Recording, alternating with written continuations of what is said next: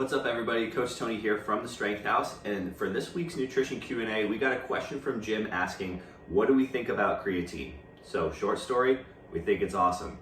Long story is that it's the most well-researched sports performance supplement pretty much in existence. According to examine.com, which is pretty much the most well-trusted, unbiased, third-party research website about nutritional supplements, there have been over 700 peer-reviewed studies on creatine, and the consensus is that it works really well, it's incredibly safe, it's also incredibly inexpensive.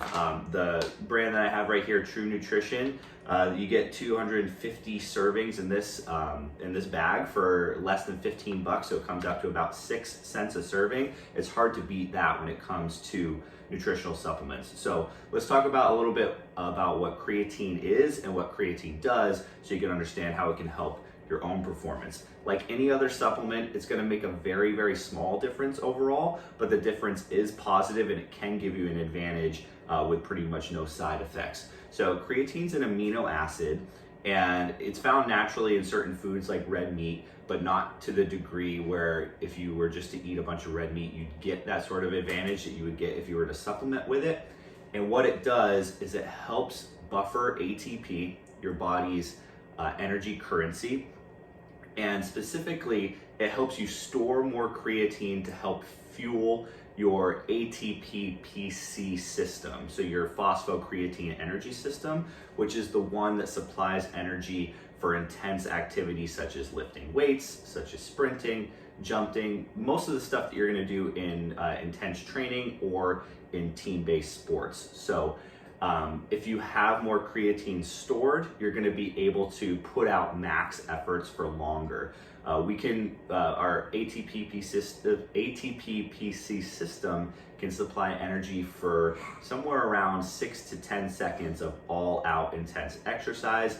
Once all that's depleted, it takes a very long time for that to rebuild. That's why you can't sprint all out for a very long time. You get tired, you can't put out those efforts anymore. If you supplement with creatine, you're going to be able to extend those efforts a little longer, and that system is going to refuel a little quicker, so you can train harder and therefore get more gains, and then of course perform better in your sport.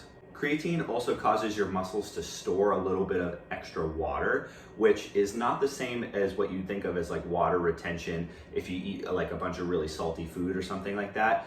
Drawing more water into the muscle cells is actually beneficial. That muscular swelling is associated with increased lean mass gain. So one of the drawbacks that people often associate with creatine is that extra water weight, but in this case it's actually beneficial to your training and your sports performance. Really the only noted side effect of creatine is GI distress, so usually in the form of stomach cramping. That's simply if you take too much. A lot of times creatine supplements will instruct you to load that creatine and take a very high dose for a shorter amount of time before you drop down to a smaller dose in perpetuity. But if you simply skip that loading phase, it'll take a little bit longer for the effects of creatine to take hold, but you'll probably avoid most of that GI distress. Now let's dispel some myths about creatine. Sometimes people will get caught up about the safety of it, and we've already explained that it is safe, but why do people get caught up in it and think that it's bad for you? Now, a lot of times that comes from reporting on incidents such as a athlete getting really sick and going to the hospital after, let's say, football preseason two-a-days.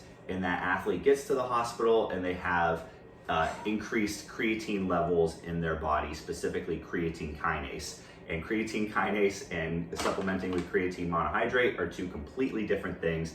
Big surprise. But when you overexert yourself to the point where your body starts to break down muscle tissue and uses protein as fuel for exercise, kind of in a desperation situation, your kidneys need to filter that, and that's really not very healthy for your kidneys. So your body starts to produce increased level of creatine kinase.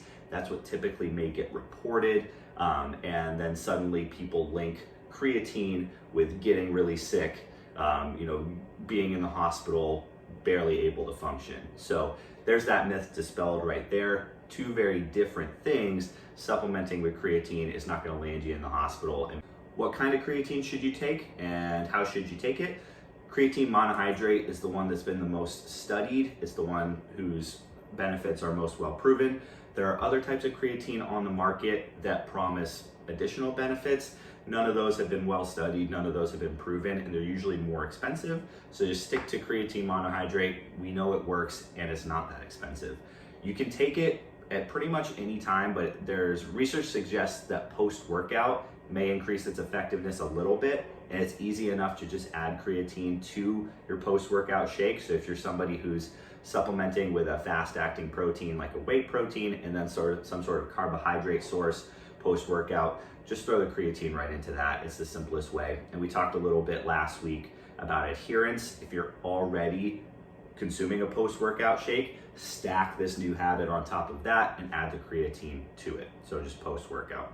All right, so creatine, it's cheap, it works, it will improve your performance to a small degree, so we think it makes sense to take advantage of that. All right, if you've got nutrition questions, ask away, ask them in the comments, shoot us a DM on our Strength House Instagram or leave a comment on our Strength House YouTube channel, and we'll get to it in a future week.